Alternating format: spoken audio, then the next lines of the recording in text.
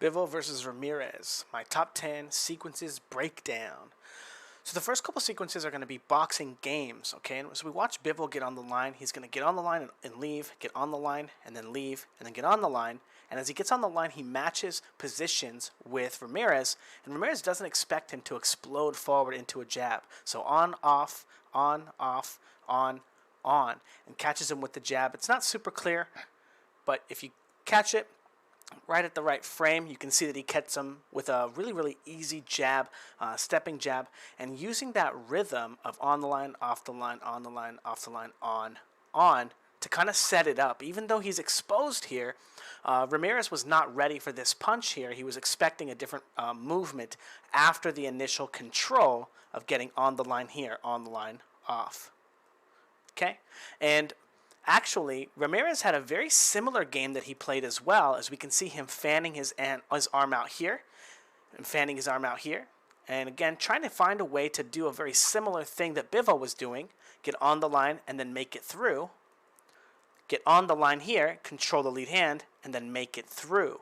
Again, in sequence 2, Ramirez is doing the exact same thing that Bivol was trying to do, but Bivol going straight through the line using his speed and his stepping jab, and Ramirez kind of trying to go around the line with his probe here, his control here, and then going around, and then control showing him this position here, and then trying to control the glove and go around the guard over the top of Bivol's jab. Now, another excellent move from Bivol, getting on the line here with his initial control off the line, and then getting on the line instead of with the initial control, getting onto the line with a left hand to the body in a beautiful sequence. Boom, boom, boom. And the rhythm, it's on the line, off the line, on the line. And Ramirez is expecting them to touch gloves here. Again, very similarly to the last pattern, how we saw him get on the line and then use the stepping jab, he's going to use this kind of controlled pace, this controlled position to bait his opponent and make him create expectations and then break them. An excellent, excellent shot in sequence 3 for Bivol. Now, sequence 4, we're going to take a look at Ramirez doing the same thing, okay? Controlling him up here and then finding a way to break that rhythm and go to the body, okay? On the line, off the line, on the line, control, and controlling him with the jab, and then breaking into a body shot. Ramirez fully expecting the jab to be controlled, and then expecting to get away with the body shot. Now, we're going to take a look at, again, this is a very important sequence because watch Ramirez, after he gets to the front foot from throwing his rear hand, he rolls out of this position, and we can see how slow he is. Okay, and this is a very, very important part of the fight. Boom. And he kind of gets stuck there a little bit. We can see that he's just not very quick. And the reason that that was important is because of my sequence 5, okay? Bivol countering. Okay, as Ramirez makes it to the front foot, control, control, control, and he controls him here, he kind of gets stuck on the front foot, and Bivol's able to catch him with the 1-2. Now, Ramirez is doing the right thing, trying to control from that position, but his roll, when he leaves, boom, control, is so slow, Bivol's able to enter his line with his standard 1-2 and almost get him with a third punch after. Again, this also played a huge factor in the scoring of the fight as well, as there were many, many, many sequences, again, in sequence number 6 here, as Ramirez would make it to the front foot here, landing an excellent body shot. Again, same kind of pattern, control Bivol upstairs, get him to react to the line, and now normal pattern is leave. So instead of leaving the line, he shoots a body shot, able to steal this shot from Bivol, but Bivol not just taking that lying down and finding a way to, again, re-engage the line and get his points back. Not allow Ramirez to just steal those punches. Even though Ramirez did everything right here, he controlled Bivol. He got him up here. He used the next beat perfectly. He didn't use the next beat, right? Bivol was able to beat him to the next position or the next punch with his superior, much superior hand speed, and Ramirez was not able to get out of that front foot position. Now, as we move on to number 7, okay, we've got a pretty good position here. Ramirez, this is a move that I really, really liked. I should have put it earlier on the list, actually. But as he gets to the front foot, he just probes Bivol. Okay, he's already in the position. He's already moved here. And now Bivol's like, okay, that was the beat, right? And now he's just going to throw this shot. It's not a hard shot. It's just enough not only to control the line, very similarly to how he did in the last sequence, except this one is specifically targeted to land, okay? and then he can try to roll out of the line. Now again, he was very slow to get off of this position, but using it as a probe stops him from having to use as much athleticism moving into the position, so he can more easily move out of it. Even though we can still see again that even during this sequence where he breaks the move down completely, tries to find the probe, no power, just speed, he's still getting tagged on the way out. Okay, again, he was just much too slow to really fight Bivol. Now, the next one, beautiful sequence from Bivol. He's going to be getting on the line with Ramirez, as we see here. Gets controlled, and now he's going to follow Ramirez back with the 1-2. Beautiful. Catches him with an excellent shot. And again, off of that same pace of control. Now, again, just like when Ramirez was allowing him onto the line, and then in sequence 1, he stepped in with his jab, this is a very similar position. But Bivol now, instead of just shooting the jab, he's going to shoot the 1-2. Again, Bivol very fast and able to take advantage of very small openings on the line with his very linear style. Now again, he has a problem moving straight back, and there were some scenes where we got to see Ramirez take advantage of that, but this is not one of them. Now again, Bivol jumps in with his 1-2, draws the counter from Ramirez. And one thing that we have to remember is, again, Ramirez is very slow on the front foot to get out of this position. So when he follows Bivol back, Bivol's able to counter him when he gets him caught in that sequence. Again, just beautiful move, on the line, off the line, off the line, on the line, boom, boom, off the line, draws the counter, plants himself, and is countering on the way back into the line here with this three-piece. Just a very dominant sequence here, and this is probably one of what I think was one of the most predictable sequences of all of the advanced sequences that went on between Bivol and Ramirez. This is exactly one that I was predicting was going to happen, but just able to draw him, boom, boom, drop off the line, and then continue firing. Beautiful work from Bivol. Now, another thing that's really interesting, okay, and this is, again, one of my favorite sequences. We're just going to watch it real quick.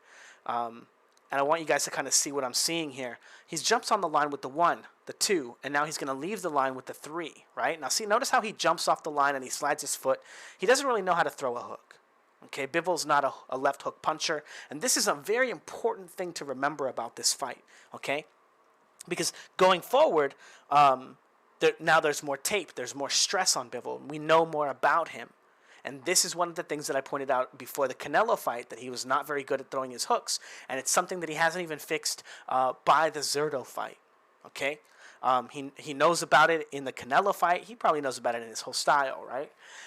But not only can he not throw the hook, blah, blah, blah, but this is a really interesting thing. Is it's so hard to tell how fast Bivol really is, because when you're moving in front of him, he explodes into this move, and then now he comes in with the 1, the 2, and now he's pushed Zurdo off the line, right? So he gets on the line 1, 2.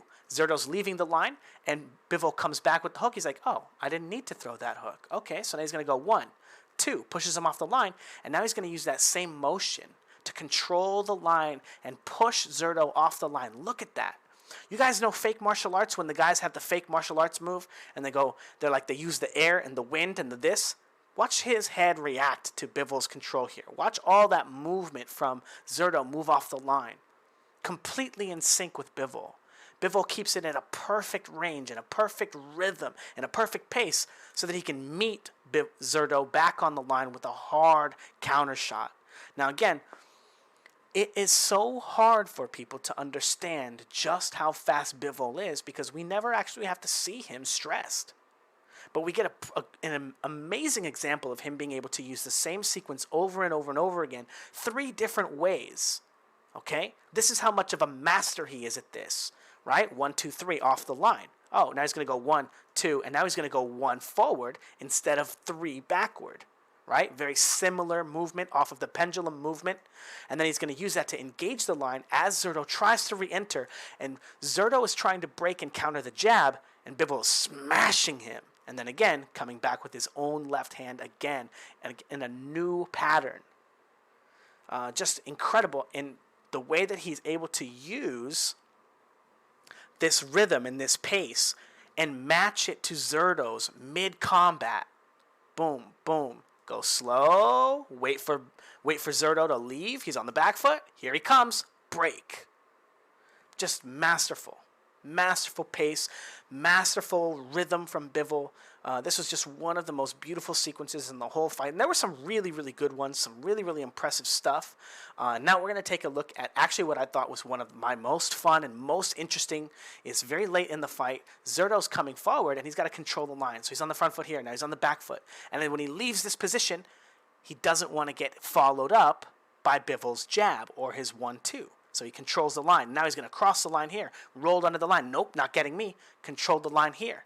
So controlled the line with multiple beats. And now he's back here and he's controlling the line with the left hand. Now he's going forward. He's going to control with the right hand. Now control with the left hand. And now control. And he gives him a couple of feints, all to find one body shot. But the way that he's going to go about crossing the line here with each of these beats to try to find an opening, I just thought it was beautiful. I thought that Zurdo had the right idea. He knew what it was that he was supposed to be trying to do. He just doesn't know how to do it.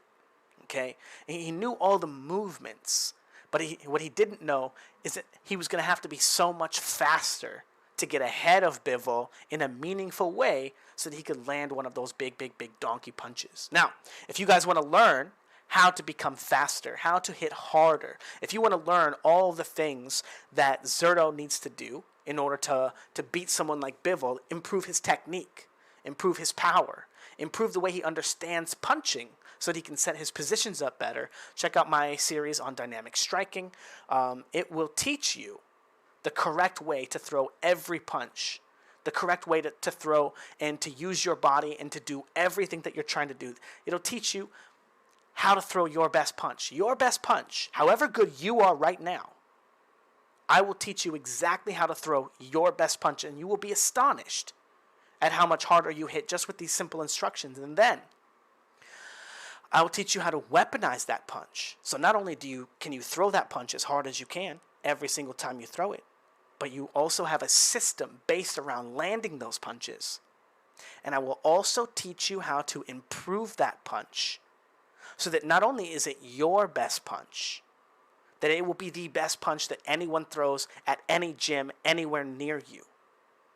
That if you take these drills seriously in and again, I teach it as 1-inch punch style. They're 1-inch punch hooks. Don't get caught up in the mythology of it. It's mostly just like marketing stuff.